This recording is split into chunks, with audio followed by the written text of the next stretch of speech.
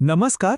आज आपण फक्त एका तारखेबद्दल नाही तर एका अशा विचाराबद्दल बोलणार आहोत जो खरं तर आपल्या सर्वांना एकत्र बांधून ठेवतो.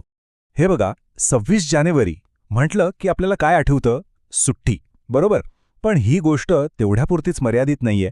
याच्या मागे एक खूप मोठा आणि खूप खोल अर्थ दडलेला आहे. हा दिवस आहे स्वशासनाच्या अभिमानाचा. हा दिवस आपल्याला आठवण करून देतो की स्वातंत्र्यासोबत एक खूप मोठी जबाबदारीसुद्धा येते आणि ती जबाबदारी आपण सगळ्यांनी स्वीकारली आहे.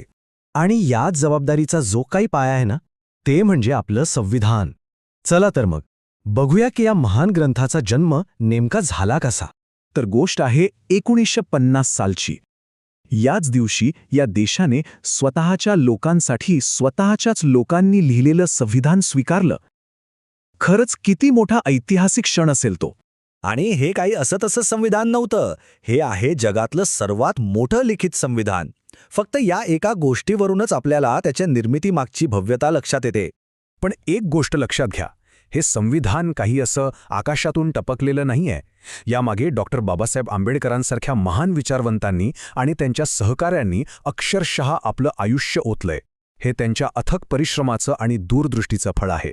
कारण त्यांना हे अगदी पक्क माहीत होतं की देश कायद्यावर चालतो, भावनांवर नाही. आणि ह्याच एका भक्कम तत्वावर आपलं प्रजासत्ताक उभा आहे.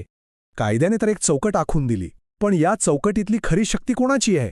ती आहे लोकांची, म्हणजे आपली. चला पुढच्या भागात याचबद्दल बोलूया. तर प्रजासत्ताक म्हणजे नेमकं काय? सोप्या भाषेत सांगायचं तर असं राज्य जिथे कोणताही राजा किंवा राणी नाही, जिथे सर्वोच्च सत्ता ही थेट लोकांच्या हातात असते. याचा सरळ सरळ अर्थ काय होतो? तर खरी सत्ता, खरी शक्ती ही आपल्या प्रत्येकाच्या हातात आहे. आपण सगळेजण मिळून या देशाचं भविष्य घडवणारे आहोत. पण इथे एक खूप महत्वाचा प्रश्न आपण सगळ्यांनी स्वतःला विचारायला हवा की जी सत्ता आपल्याला मिळाली आहे तिचा वापर आपण जबाबदारीने करतोय का? आपण त्या शक्तीला, त्या अधिकाराला खरंच न्याय देत आहोत का? या प्रश्नाचं उत्तर शोधताना आपल्याला हे समजून घ्यावं लागेल की या देशाचे खरे शिल्पकार, खरे राष्ट्रनिर्माते आहेत तरी कोण? बघा, देशावर किंवा व्यवस्थेवर टीका करणं खूप सोपं असतं, पण खरी देशभक्ती त्यात नाहीये. खरी देशभक्ती आहे देशासाठी आपलं योगदान देण्यात, सक्रिय सहभागात. कारण आपण हे कधीच विसरायला नको की देश म्हणजे फक्त जमिनीचा तुकडा किंवा नकाशा नाही. देश म्हणजे त्याची माणसं.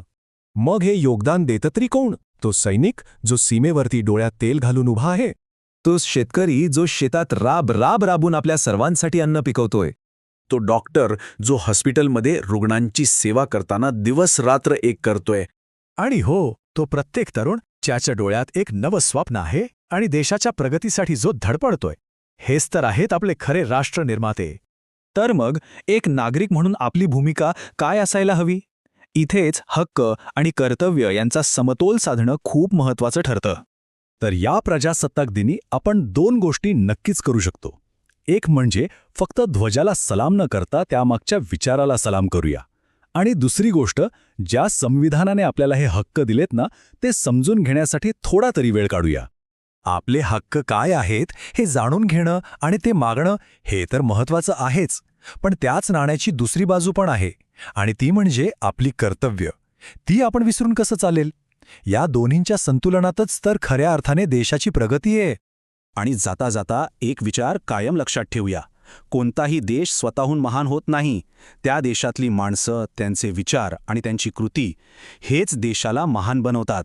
म्हणूनच देशाला महान बनवण्याची जबाबदारी दुसऱ्या कोणाची नाही, ती आपली आहे, आपल्या सगळ्यांची आहे.